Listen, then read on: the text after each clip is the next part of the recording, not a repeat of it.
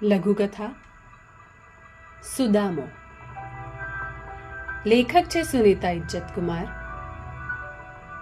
અમારા ખોબા જેવડા ગામમાં કપોળ વાણિયા અને મુસલમાનોની વસ્તી વધારે. બ્રાહ્મણના ખોરડા તો આંગળીને વેઢે ગણાય એટલા. કપોળ શેરીમાં જ્યારે સાધુ સાધ્વીજી મહારાજ ગોચરી વહોરવા પધારવાના હોય ત્યારે પરોઢીએ જ મંછામાં સૌની ડેલીએ એમની પધરામણીની વાત પુગાડતા. કંડોળિયા શેરીમાં રહેતા વૃદ્ધ નિરાધાર વિધવા મંછામાં દીકરા બટુક સાથે રહે.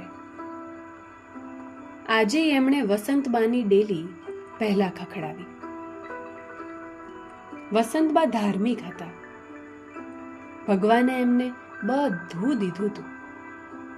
ડેલો હવેલી જેવો જબરો મોટો ને ખેતરવા ફળ્યું, 4 દીકરા ને એમની વહુ વારવો, કળશી એક પૌત્ર પૌત્રીની લીલી વાડી જાણે.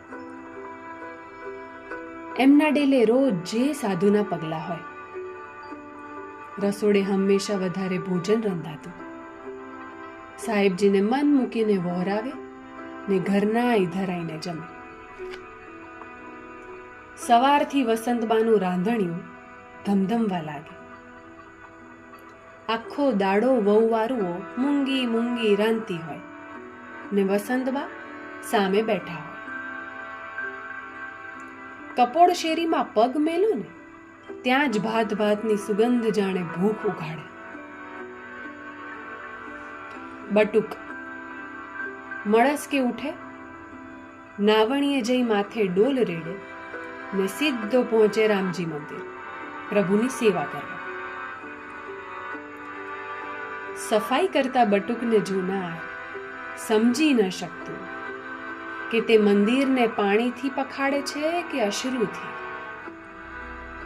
ઉપરવાળાની ભલમનસાઈ કે પાણી ને આંસુના રંગ સરખા રાખ્યા છે.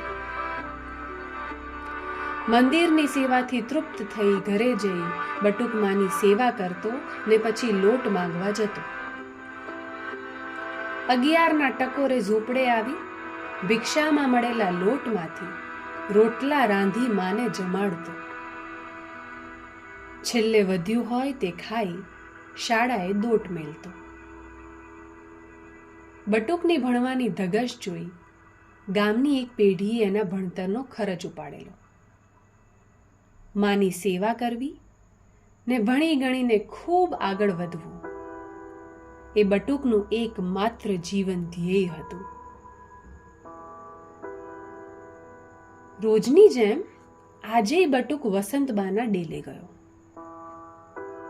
દયા પ્રભુની અષાઢ સુદ સાતમ ને મંગળવાર. બોલી ઘરના ઓટા પાસે વાટે ઊભો હતો. વાટે ઊભેલા બટુકને રસોડેથી બંગડી, પાયલ અને ઠામ ખખડવાના અવાજ સંભળાતા હતા.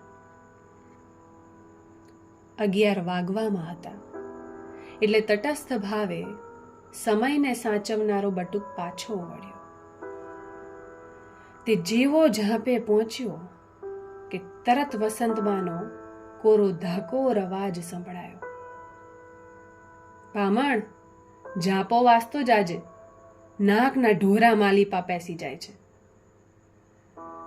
પછી મનોમન બબડ્યા, નકટો સુદામો રોજ જે હાલ્યો જ આવે છે.